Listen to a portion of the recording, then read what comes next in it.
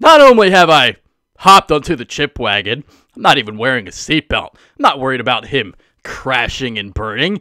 What is that nonsense? I'm sipping on the Kool-Aid. I'm slurping on it. It is delicious. And I'm putting extra sugar in it. The blue one is my favorite. Yummy, yummy, yumskis. And it's perfect for this time of year. You know, it's the summer months. You know, chill by the pool, sip on some Kool-Aid. Yummy, yummy, yumskis. So, with that being said, there's been a misconception about this Open Mind Sports Illustrated article by Greg Bedard because earlier this week on WIP and Comcast Sportsnet, there have been debates about whether or not Chip Kelly compares to Bill Walsh and Jimmy Johnson. I think we all know he's not close to being on their level. I mean, they won 5 Super Bowls. Chip hasn't even won a playoff game yet. But comparisons, you see, the word comparison is different than being on their level. And in terms of that aspect, I think they can be made. I read the article. As you can see, I highlighted some of the key points. And while there is a comparison to those 2 legendary coaches, it has to do with all 3 not shying away from being different, thinking ahead, looking at things with an open mind. And each of them had their pundits to start because they went against the norm. They didn't do what you were supposed to do. You know, they didn't take the easy way out. Here's an excerpt from one of the opening paragraphs. It says, either Kelly is a forward-thinking genius in the mold of Bill Walsh, Jimmy Johnson, and Bill Belichick, or he's just another coach who never should have left the college ranks. So basically, he's either ahead of the curve and just smarter than everybody else, or he's the next Steve Spurrier. But here's why the comparisons to each is fair. Like Walsh, Kelly entered the NFL with an offensive scheme that people scoffed at because they thought it was too finesse-oriented and too soft to succeed. As for Johnson, and like I've said in prior videos, there is a lot of similarity between the Herschel Walker and the LaShawn McCoy trades because in each swap, a team's best player was sent away so they could fill other holes and still get a solid back to replace him. Obviously, in the Walker trade, Johnson filled the holes of a Cowboys team that had lost 16 of their previous 17 games with draft compensation. The Eagles parted with McCoy so they could fill other holes with the money that they freed up in the swap. So, let's get back to Walsh. When he became head coach of the 49ers in 1979, the passing game was an afterthought. Teams, they ran on first down. They ran on second down. And most of the time, they even ran on third down. You only threw the ball when faced with a long third down or when they trailed late in a game. So, the NFL back then was very, very boring, and it was very, very predictable. And the idea was that 3 things could happen when you passed the ball, and 2 of them were bad. And when you did throw the ball, you went vertically down the field. The receivers, they didn't run complex patterns at the time. There wasn't any deception. A 50% completion percentage was considered the standard of excellence. And, I hear sometimes from people, they'll look at, like, Johnny Unitas' stat line from when he played, and you'll see it, and, like, people will compare it to today's NFL, and you really can't do that because if you do look at it, sure, his completion percentage isn't high, the touchdown-to-interception ratio isn't really that great, but at the time, it was a different NFL. The league was completely different back then. It's not played the way it is now. And when you compare his numbers to the rest of the league, Johnny Unitas is up here. So that I'm just getting that out of the way. All right. Also at the time, the league had just instituted 2 rules. The first, limiting the contact the defensive back could make against a receiver before the defender could maintain contact with a receiver until the ball was thrown. This is why precise routes were hard to execute. The change made it illegal to contact the receiver after 5 yards. The other rule had to do with offensive linemen and how they were now allowed to use their hands to block. So, in a league that favored a smash-mouth, physical brand of football, Walsh instituted a deceptive style that supported choreography over blunt force. His playbook was 3 times the size of the normal one, and he ran his plays out of a half dozen formations. Instead of controlling the ball with a running game, he did it with a short passing game known as the, ding, ding, ding, you guys all know this, it's the West Coast offense. Walsh never had fewer than 3 receivers in any of his pass plays and had as many as 5. They were coordinated so that one receiver could always be open. Much of the patterns, obviously were less than 10 yards and were all designed to create mismatches. San Francisco went 2-14 in Walsh's first season, but it took the offensive mastermind just 3 years to hoist his first Lombardi trophy, winning the Super Bowl in 1981. And even then, even after he won his first Super Bowl, he still had those doubters and he still had those haters. It's crazy looking back at it now. So how does Walsh's philosophy compare to Chip's? The first thing that immediately comes to mind, and this is also mentioned in the SI article, both believe that their offensive schemes could make up for the talent shortcomings on that side of the ball. When Chip traded McCoy, not only did he get a Defensive Rookie of the Year and a stud linebacker in Kiko Alonso in return, he was able to use the cap space he had just acquired on Byron Maxwell to help out on, obviously, the putrid secondary that was last season with Kerry Williams and Bradley Fletcher. Although he might have overspent for Maxwell, who got top 5 money, although he's not even a top 10 corner, having him is paramount in a division that has Dez Bryant, Odell Beckham, and Deshaun Jackson at the wide receiver position.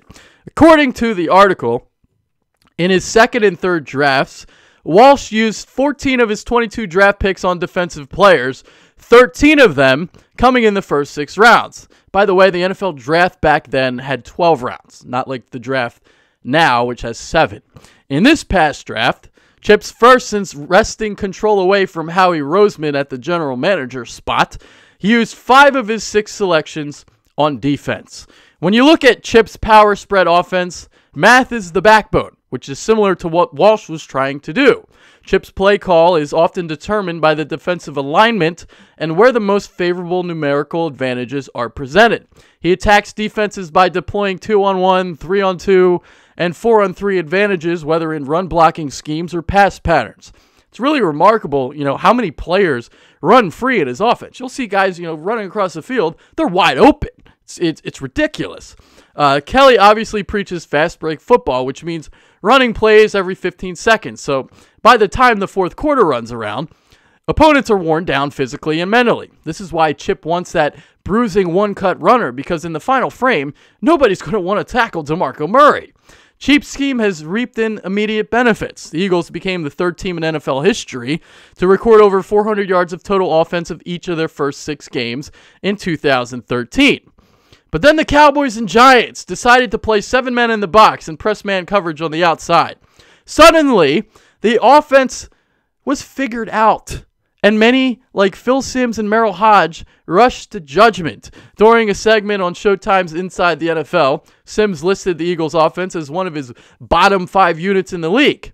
Yet ESPN's Hodge proclaims Chip offense as vanilla. So what did the Eagles do the following week? Well, Nick Foles threw an NFL record 7 touchdowns against the Oakland Raiders. So suddenly that vanilla offense was a Ben & Jerry's pumpkin cheesecake with peanut butter chunks and graham cracker swirls. It was back to being, nice and tasty. Basically, Chip's first 2 years has assured him that his offense can be successful, and because that's the case, like I said above, he thinks his offensive scheme can make up for the losses of Jeremy Maclin, Deshaun Jackson, and McCoy. And I don't blame him there. Maclin didn't have a 1,000-yard season until Chip came to Philadelphia. Jackson posted a career-high 1,332 yards, 9 touchdowns, and 25 20-plus yard receptions in his only year with Chip. And McCoy led the NFL with 1,607 rushing yards in 2013. I guarantee you, I mark this down, I guarantee you, if Sam Bradford stays healthy and plays all 16 games this season, he will finish with over 4,000 yards passing. It's going to happen. It's just going to happen. You got to believe in Chip. Hop on the Chip wagon.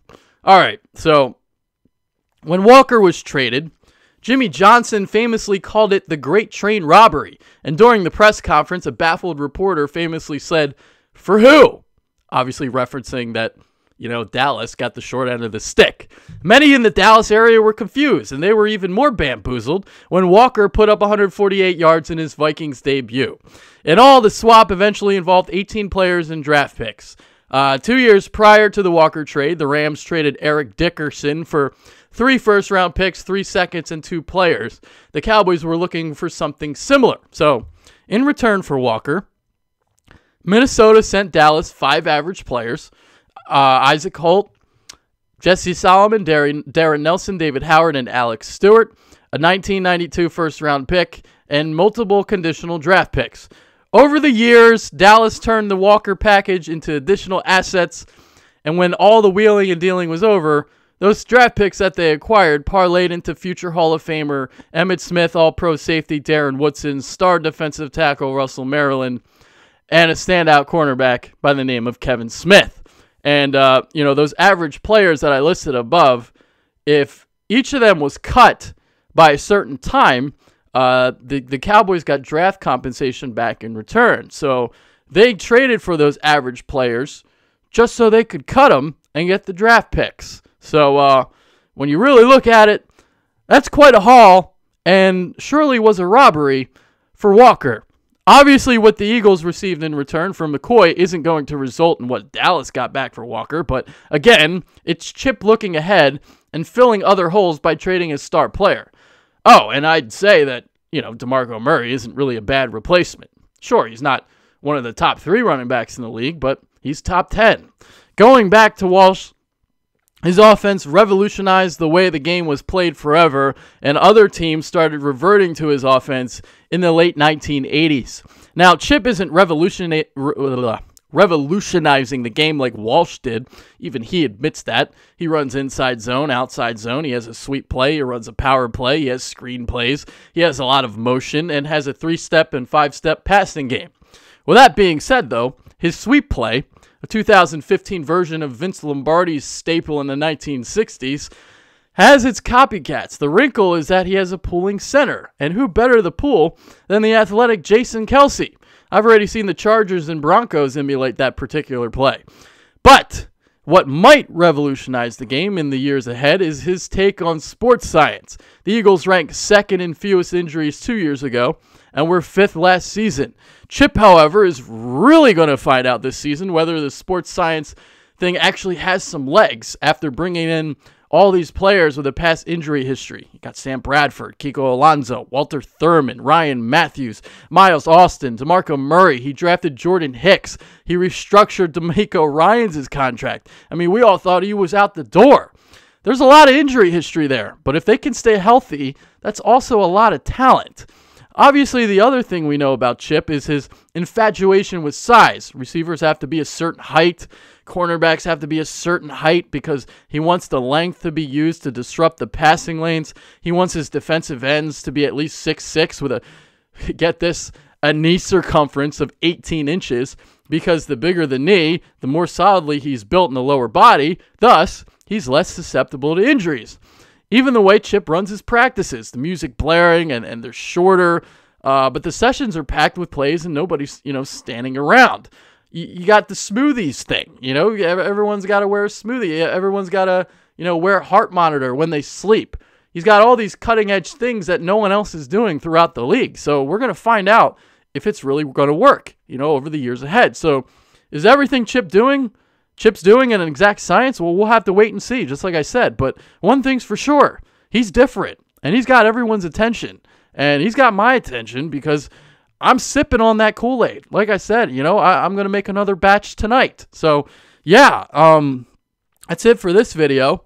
Like I said, I think Chip does favor to Bill Walsh and Jimmy Johnson. We'll see in the years ahead if he can, have some of the success that they had. Can he win a Super Bowl in Philadelphia? Can he? I don't know. We'll see. But that's it for this video. I hope, this one, kind of opened up your eyes a little bit about, what's going on in Philadelphia and, what Chip Kelly is actually bringing to the table. So make sure you follow us on Twitter @TheBitterBirds. I'm Adrian Fedkiw. I'm out of here. Later. Peace. And enjoy the rest of the week.